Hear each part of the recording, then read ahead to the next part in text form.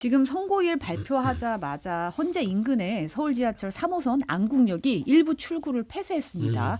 사실 선고 당일은 첫 차부터 안국역은 역을 폐쇄하고 무정차 통과하기로 했고 인근 역도 역장의 판단에 따라서 무정차 통과한다고 하는데 지금 선고 과정은 헌재에서 방송사 통해서 생중계를 하고 실시간 생중계하고 일반인 방청도 허용하기로 했어요. 이렇게 되면 이제 좀 투명하게 모든 걸 공개하겠다. 이런 게 좀 의지가 보이는 것 같은데요. 그렇죠. 이제 제 추측이긴 하나 헌재가 8대 0의 인용 결정문을 얼마나 한 땀 한 땀 정성스럽게 썼겠어요. 그러면 그거를 온 국민과 일반인에게 알려야 되겠다.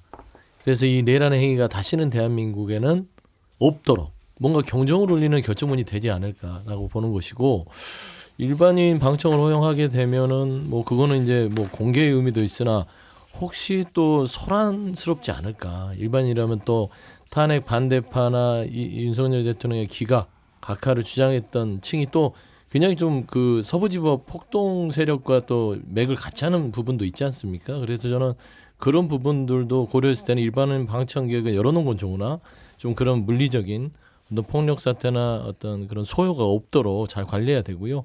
그날 보니까 경찰이 아마 헌재 중심으로 100m까지는 진공 상태를 만든다 그러더라고요. 그 반경 중심으로 100m니까. 그래서 거기는 아예 사람들이나 차나 모든 것들이 다니지 못하도록 한다고 하니 일단은 4월 4일 결정 때까지 차분하게 국민들이 헌재 결정을 바라봤으면 좋겠다라는 좀 당부를 드리고 싶습니다. 그 헌법재판소 그 재판장이 이렇게 크지는 않잖아요. 네. 그래서 몇 명이나 관청, 예를 들어서 관련자들, 변호사들, 뭐 관계자들이 하고 나서 일반인이라는 것도 뭐 그냥 하지는 않을 것 같아요. 뭐 선별을 좀 할 것 같은데, 근데 부작용이 예상돼도 이거는 받아들여야 됩니다. 예를 들면 일반인 아무도 없이 관계자들끼리만 카메라 갖다 놓고 했다라는 소리를 나중에라도 들으면 안 되거든요. 그러니까 그거는 헌재로서는 고심 끝에 그런 결정을 했을 거라고 생각해요. 물론 그중에서 뭐 물병을 던지거나 뭐 그런 거 다 맞겠죠. 못 갖고 들어가게 하겠죠. 고함을 치거나 뭐 이런 분들이 생길 수도 있겠다는 생각은 드는데 어쩔 수 없는 일이다라고 생각하고요. 그날 이제 11시인데 4일 11시인데 박근혜 전 대통령 같은 경우에 예를 들어보면 그때 네 분이 돌아가셨어요. 네. 한 분은 그 경찰 그 방송 스피커를 끄집어내다가 그게 떨어지는 바람에 밑에 있던 분이 엉뚱하게 거기에 맞아서 돌아가셨고, 나머지 분들은 심장마비 뭐 이런 걸로 해서 되게 이제 연세 많으신 분들이 많으니까 그런 일들이 있었는데, 이게 그러니까 어떻게 보면 정치 때문에 죽는 거잖아요. 이게 엄한 분들이 뭐 분신도 하고 뭐 하는 것들이 이 정치가 정치를 제대로 하지 못해서 일반 분들이 돌아가시는 거여서 참으로 안타깝고, 그리고 저는 그런 얘기, 그건 정치인들한테 맡기시고 그렇게 자기 몸을 던질 가치가 없다고 생각을 해요. 뭐가 어떻게 보면 이건 좌우를 나눠서 하는 얘기가 아니고 누구든지 생명보다 더 소중한 게 어디 있어요. 본인의 생명보다. 그러나 뭐 그런 만약에 탄핵이 인용이 되든가 기각이 됐다는 이유로 해서 그런 이유로 목숨을 바칠 정도의 그런 가치는 없다. 그건 제 생각입니다. 물론 뭐 본인들의 생각은 다르실 수 있으니까 저는 옆에서 지켜보면서 생명을 소중하게 여겨야 된다라는 그런 말씀을 좀 드리고 싶어요. 네. 궁수렁님이 방청 신청 어떻게 하냐고 하셔가지고 헌재 홈페이지에서 방청 신청하시면 됩니다. 아마 추첨을 통해서 이제 아마 문자로 통보가 간다고 알려져 있어요. 대통령실이 차분히 헌재의 결정을 기다린다는 입장을 밝혔습니다. 윤 대통령 측은 탄핵 심판 선고기일에 윤 대통령이 출석할지 여부는 아직 정해지지 않았다고 밝혔는데요. 윤 대통령이 출석을 할까요? 어떻게 보세요?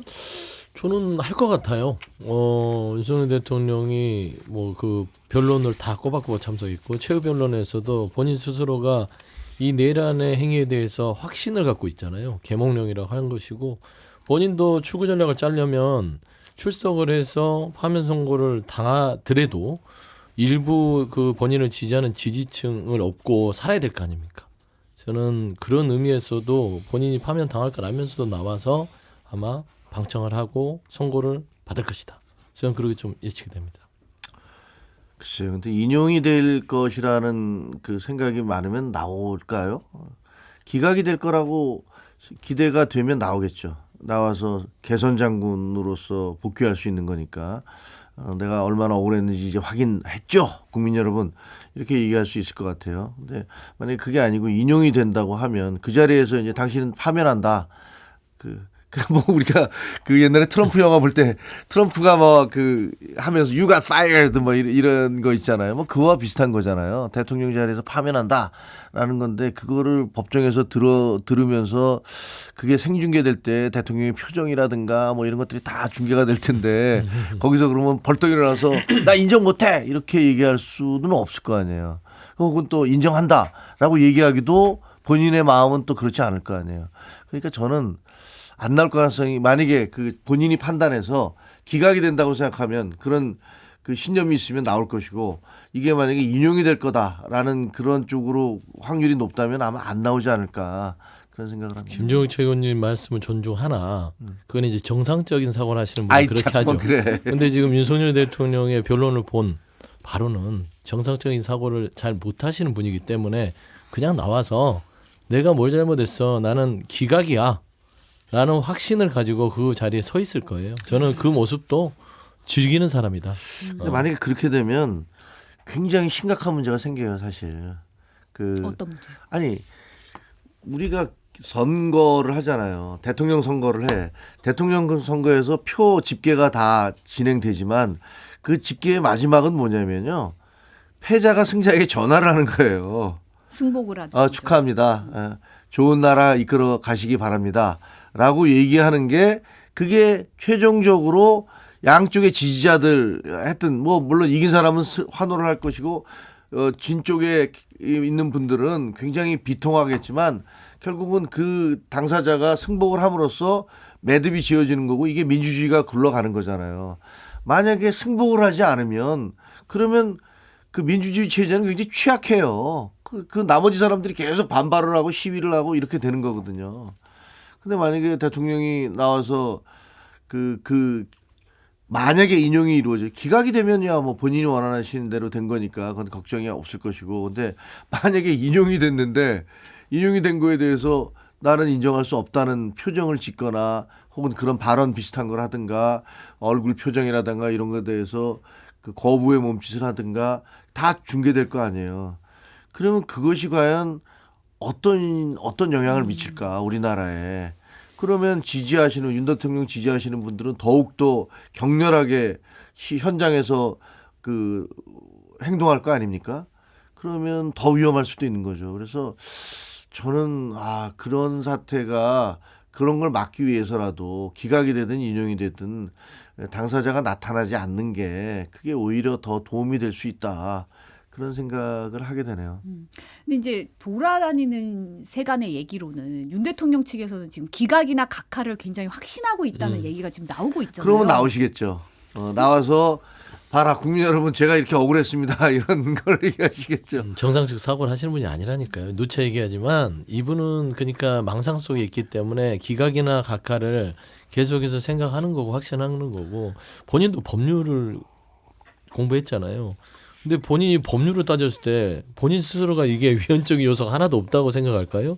헌재가 왜 판단하느냐 이 파면을 결국에는 법률 위법성도 있지만 헌법 수호 의지 자체를 보는 거잖아요. 복귀했을 때 공직자가 헌법에 수호 의지가 있느냐 특히 대통령이 없다라고 누구나 다 국민들이 법상식으로 판단하고 있는데 무슨 뾰족한 수로 기각과 각하가 나오겠습니까? 그냥 저는 나와서 그냥 그 지지층들한테 환호하고 그냥 이 군중들을 이끌고 또 다른 또 어떤 사회 분열과 갈등 속에서 본인의 정치적 목적을 달성하려고 할 겁니다. 이게 전형적인 유튜버식 생활 방식이에요. 일부 구독자층만 가지고 사는 사람들. 저는 그 논리가 좀 맞을 것 같아요. 헌법재판소의 구체적인 선고 절차에도 좀 관심이 쏠리고 있어요. 이제 판결 내용의 보완 유지를 위해서는 최종 판결이 선고 전날 오후 늦게 아니면 선고 당일 오전 일찍 11시니까 그날 당일날 오전 일찍 할 가능성 박근혜 대통령 때도 그랬다고 하잖아요. 이런 얘기가 지금 나오고 있는데 어떻게 보세요? 아니 근데 판결은 뭐 말은 그런데 이미 서로들 대략적으로는 다 알고 있을 거예요. 서로가 서로의 속내를 알고 있을 그럼요. 것이다. 그러니까 딱 나는 인용 나는 기각 이렇게 얘기하지는 않았지만 사안에 대해서 다 토론하다 보면 아, 저 사람은 저 사안에 대해서는 어떻게 생각하는구나. 그러면 지금까지 저분이 했던 얘기를 다 하면 저거는 인용이구나. 저건 기각이구나. 이렇게 얘기가 5가지 그 문제점들이 있었잖아요. 그러니까 그거에 대해서 서로는 다 내심 얘기를 하고 있었을 거라고 봐요. 근데 저는 이게 왜 이렇게 오래 걸렸냐에도 아까 있었잖아요. 네.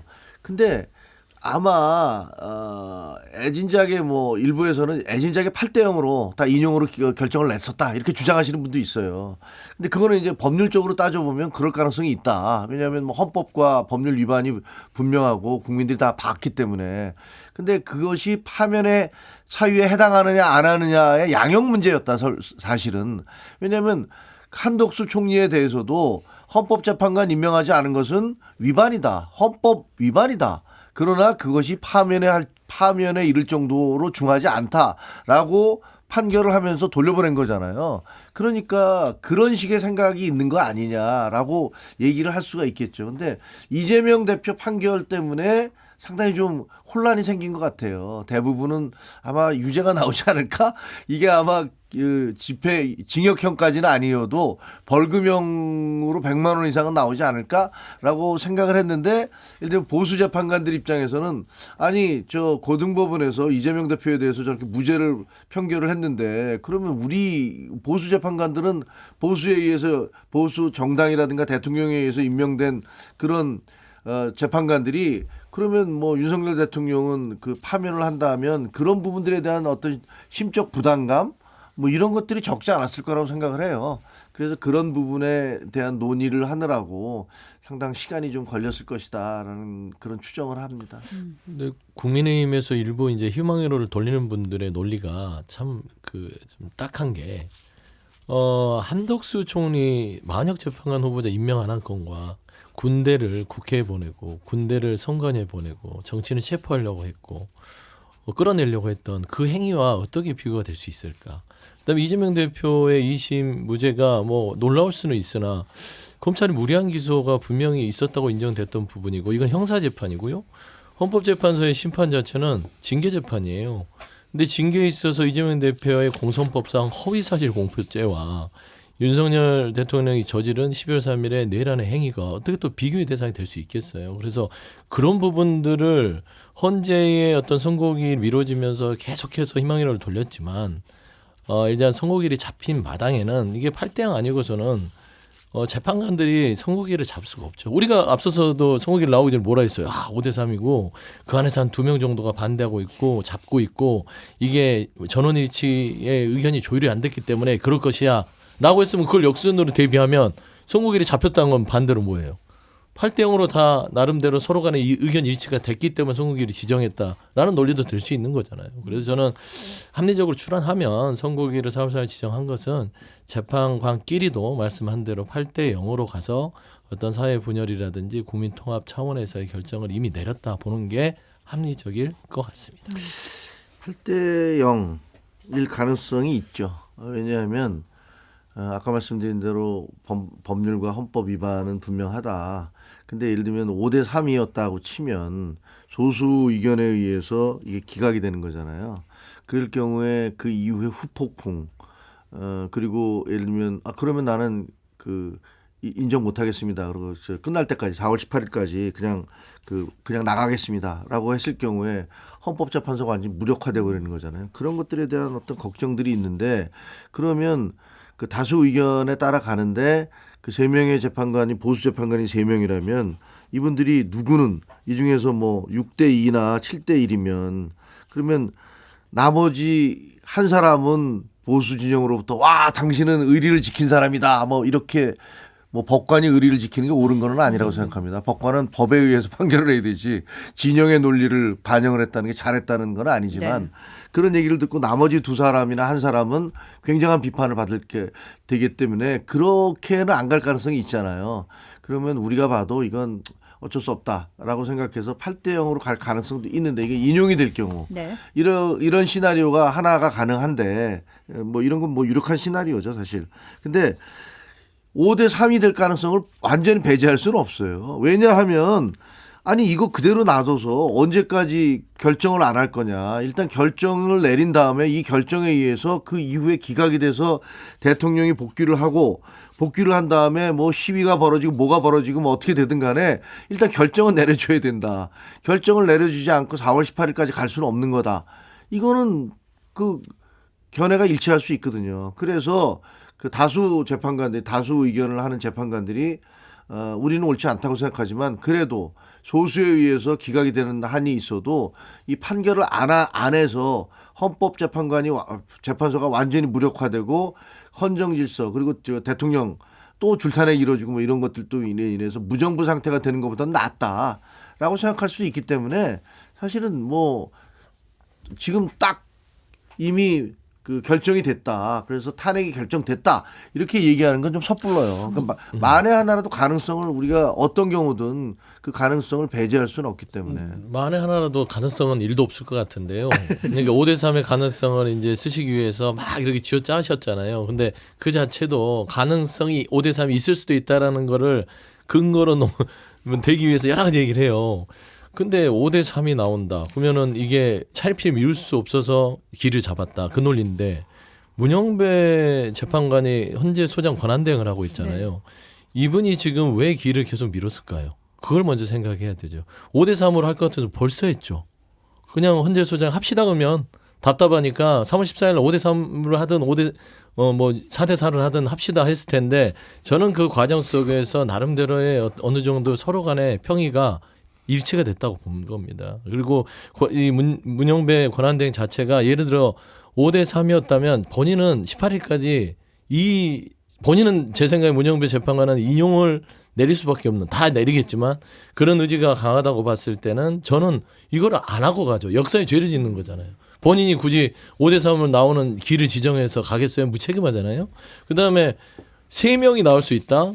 저는 이분들 영원히 헌법재판관 하는 거 아니잖아요. 여기 재판관 그만두면 변호사로 법률가로 살아야 되잖아요. 대한민국에서 이 재판 헌법재판관에서 결국 윤석열 대통령을 복귀시켜주는 이 법률가로서 사상 초유의 결정을 하고 어떻게 이 대한민국 살아나갈 수 있을까요? 저는 그걸 생각하면 본인들이 엘리트식이 있고 법률가로서는 최고의 어떤 영예직에 있다가 물러나는데 노후를 생각해서라도 저는 절대 기각 깎아 내릴 수 없다. 이제 김진 전 중앙일보 논설위원이 이 얘기를 했어요. 어제 이제 CBS 한판 승부에 나와서 헌재가 이미 만장일치 파면 결론을 냈을 것이다. 근데 갈등의 열기가 너무 위험하기 때문에 이거 진 빼려고 김 빼기 작전하고 있는 거다. 이게 좀 시간을 끌면서 김 빼기 작전을 하는데 이게 막바지에 와 있기 때문에 이번 주 안에 선고기를 잡을 것이라고 얘기를 했는데 딱 오늘 잡았어요. 그래서 이거 맞춘 건가? 이런 생각이 좀 들긴 했는데 늘 우리는 매주 맞추려고 했죠. 그쵸. 그러니까 봐봐요. 3월 14일 그주 금요일. 셋째 주도 금요일, 넷째 주도 금요일. 자, 4월 첫째 주 금요일. 이렇게 이제 늘 얘기하니까 그냥 뭐 얻어 걸린 걸 수도 있는데 김진 논설위원이 얘기하시는 거는 따지고 보면은 뭐 좀 입장을 바꿔서 다행이긴 하나 너무나 그 일반 국민도 다 하는 법상식이라서 당연히 파면이 될 수밖에 없다. 네. 근데 저는 여기서 자꾸 이렇게 그 평론가들이 그 어떤 그 결론을 내서 얘기하는 거는 별로 좋아 보이지는 않아요. 그러니까 우리는 이렇게 각자의 당의 입장이 우리 서 소장도 그 있지만 나라를 걱정해서 그러는 거예요. 그러니까 그게 그렇게 되면요. 그 약간의 유보를 하는 게 맞다고 생각을 합니다. 뭐 개인적으로 생각으로는 어떤 생각 이런 게 이랬을 것이다라고 우리가 평론을 하고 지적을 할 수 있지만 그 이것은 옳고 이것은 틀리다 이렇게 얘기하기는 물론 뭐 분명한 건 비상계엄이 옳지 않다. 그건 뭐 저도 계속 얘기를 했던 것이고 그렇지만 헌법재판소에서 결정은 헌법재판관들에 의해서 되는 것이고 그분들의 의견을 존중을 해야 되는 거니까 그래서 반드시 8대 0이 되어야만 한다. 아니면 나머지는 다 역사의 죄인이 된다. 이렇게 얘기하는 거는 좀 너무 과하다. 지금 4월 4일 날 이미 결정을 내리기로 했으니까 그 부분을 지켜보자. 이렇게 얘기를. 근데 한번 상상해 보세요. 저는 이 4월 4일 길 정하기 전까지 계속 상상을 하는데 거의 악몽 같아요. 윤석열 대통령이 돌아와서 이 비상계엄 군대를 동원한 어떤 장난 같은 계엄, 계몽령, 그다음에 통치행위 이게 이제 복귀가 돼서 계속 이루어지고 이게 국가를 통치하는 행위로서 아주 수시로 사용이 된다면 우리 국민들이 가만히 있을까요? 우리는 4.19로 이런 독재 정권을 막아섰고 5.18로 막아섰습니다. 그러면 제2의 4.19, 제2의 5.18이 또 일어나면 이런 비극이 없잖아요. 그렇기 때문에 저는 상상할 수도 없을 뿐더러 법관들도 그런 헌법의 이 수호가 무너지는 그 상황을 초래할 결정을 하지 않을 거라는 저는 확신을 가지고 있다. 저는 좀 그래서 계속해서 파면 결정이 나야 된다는 당위성을 얘기하는 겁니다. 지금 더불어민주당 박찬대 원내대표가 이제 헌법재판소가 주인인 국민의 명령에 따라서 4월 4일에 선고하게 된 것을 그나마 다행이다. 최고의 결정은 내란숙의 윤석열의 파면뿐이라고 밝혔고, 국민의힘 권선동 원내대표는 선고기를 잡아서 다행이다. 국민의힘은 헌재 판결에 승복할 것이라고 말했어요. 해석을 해주시자면 이 속내는 어떤 건가요? 아니, 일단은 그 권성동 원내대표도 저렇게 얘기를 했고 신동욱 대변인도 보니까 조금 전에 낸 성명을 보니까 헌재 결정에 우리는 다 승복해야 된다. 굉장히 중요한 얘기인 것 같아요. 그래서 근데 제일 중요한 건 이제 대통령이 만약에 하나 기각이 아니라 인용이 된다 하더라도 대통령이 그걸 받아들이는 게 제일 중요하다는 생각이 듭니다. 뭐 당에서는 과거에도 그랬잖아요. 그 대통령이 조기 퇴진하겠다라고 본인이 직접 성명을 통해서 얘기를 하셨는데 5일 뒤에 다시 성명을 내서 나는 그거 못하겠다 이렇게 얘기를 했단 말이에요. 그러니까 그 이후에 이제 사태가 막 완전히 그 걷잡을 수 없이 번져갔던 거 아닙니까? 그 권성동 원내대표나 예를 들면 신동욱 대변인이 말도 중요하지만 만약에 기각이 됐을 경우, 용인이 됐을 경우, 인용이 됐을 경우에 그럴 경우에 대통령의 그 결정, 대통령이 얘기하시는 게 대단히 중요하다 이런 게 생각이 들고요. 그리고 뭐 저는 박찬대 원내대표나 우리 이재명 대표도 똑같은 말씀을 해주시는 게 옳다라고 생각을 해요. 그래서 어떤 헌법재판소의 결정에 대해서 어떤 결정이 내려지는 수용하겠다. 라는 얘기를 해 주시는 게 옳다라고 생각을 합니다. 근데 헌법재판은 사실 단심이자 최종심이라서 불복 절차가 없잖아요. 네, 근데 윤 대통령의 승복이 굉장히 중요하다라고 말하는 이유가 이제 정치적인 통합 때문에 그러신 건가요? 아니 그렇죠. 아까 말씀드린 대로 만약에 인정을 안 하면 대선에서 내가 진 거 아니야, 나 부정선거로 진 거야 이렇게 얘기를 하면 그 다음에 무슨 일이 벌어지겠습니까? 사람들이 길거리로 나설 거 아니에요. 뭐 이거 결정 안 해, 나는 인정 못 해, 넌 내 대통령 아니야. 그리고 뭐 선거제도 자체를 인정할 수가 없어. 이렇게 되면 국가라는 건 없는 거죠. 뭐 이건 헌정질서가 무너지는 거고 그럼 무정부 상태가 되는 거니까. 이거는 있을 수 없다고 생각을 해요. 그래서 지금 현재 저는 권성동 우리 당에서 당 대표들이 승복하겠다라고 얘기한 건 아주 잘했는데 대통령실에서 그게 나와야 된다. 그리고 대통령실뿐 아니라 야당에서도 오케이 뭐가 나오든 간에 승복을 하겠다라고 얘기를 하는 게 중요하다. 그렇게 생각합니다.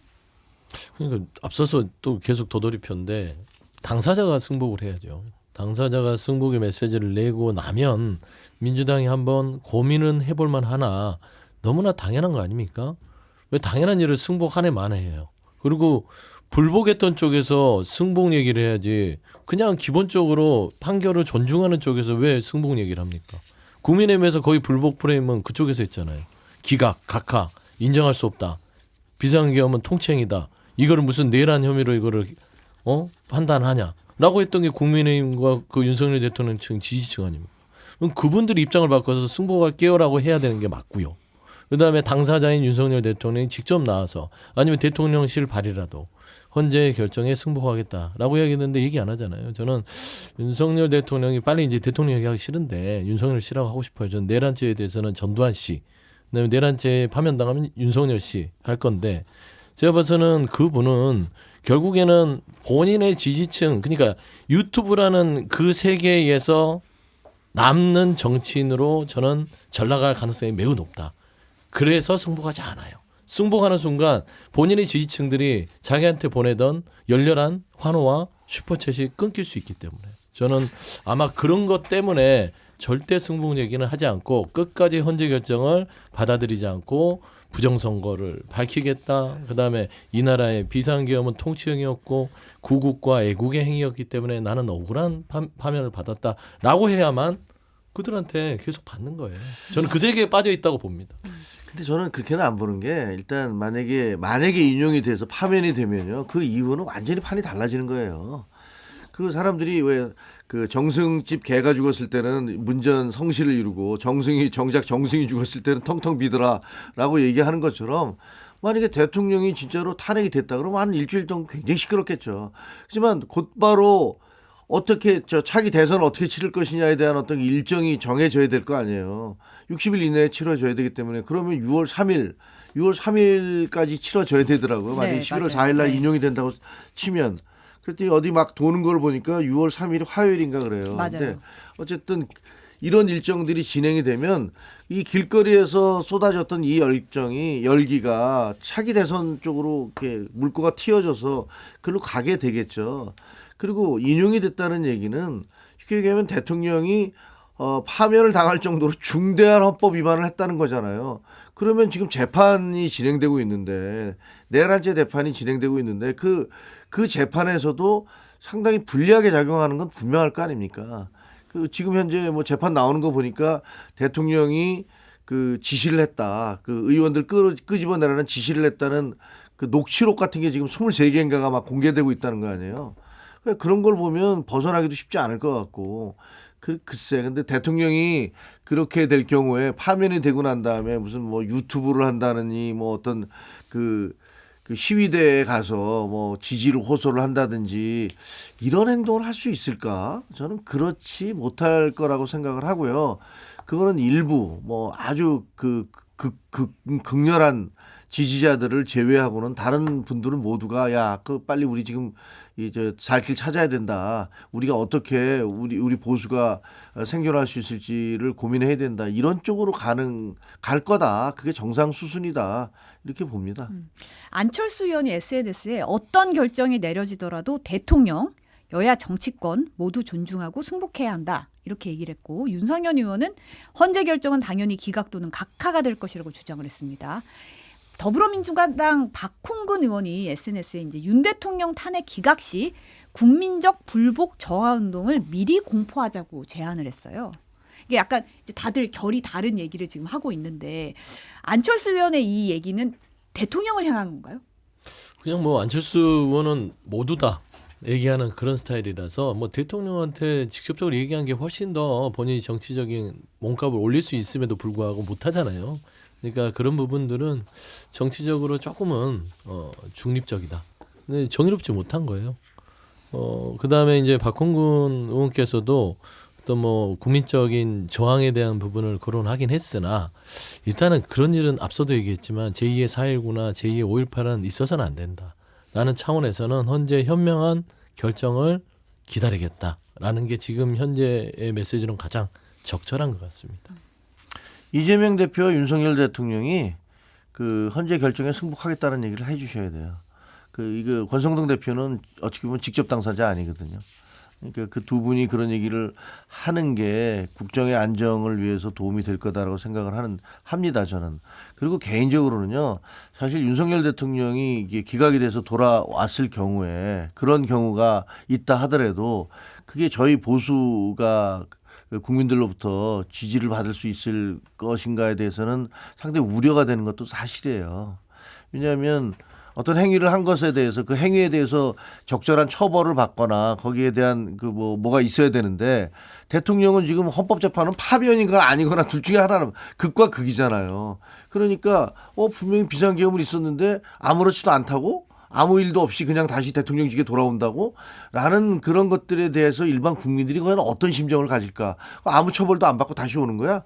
그럼 명령받은 사람들은 저 군인들하고 경찰들 그런 사람들은 왜 지금 저기 들어가 있는 거야? 그 사람 다 풀어줘야지.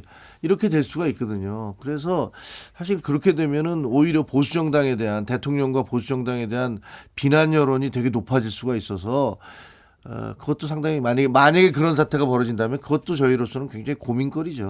그러니까 윤석열 의원 기각각하 얘기하고 그다음에 뭐 김기현, 나경원, 뭐 윤상현, 뭐 김나윤이었죠. 그다음에 관저 앞에서 예전에 대통령 지킨다고 했던 60명 되나요? 그분들 헌재에서 파면 결정이 나오면 저는 의원직을 사퇴해야 된다고 봅니다. 대한민국의 헌법기관이잖아요. 국회의원은. 헌법 소유지가 없는 분들이 국회의원 하면 안 됩니다. 그래서 본인의 말에 책임지는 모습을 보이려면 의원직을 걸고 윤상현 의원이 늘 그랬잖아요. 의원직을 다 버리자 했으니까 기각각하 지금 윤상현 의원이 얘기했고 나머지 김남윤뿐만 아니라 그 관저에서 대통령님을 지키겠다라고 하는 그런 발언을 했던 분들은 헌법에 대한 소유지가 없는 걸로 간주해서 전원 의원직 사퇴를 약속하는 게 승복 메시지보다는 먼저다라는 좀 말씀드리고 싶습니다. 뭐 항의를 해서 본인들이 의원직을 사퇴하겠다라는 분이 나올 수 있을까? 그런 부분이 나온다면 뭐 그렇게 하시면 되죠. 근데 그런 분이 있을까? 저는 없을 것 같은데요.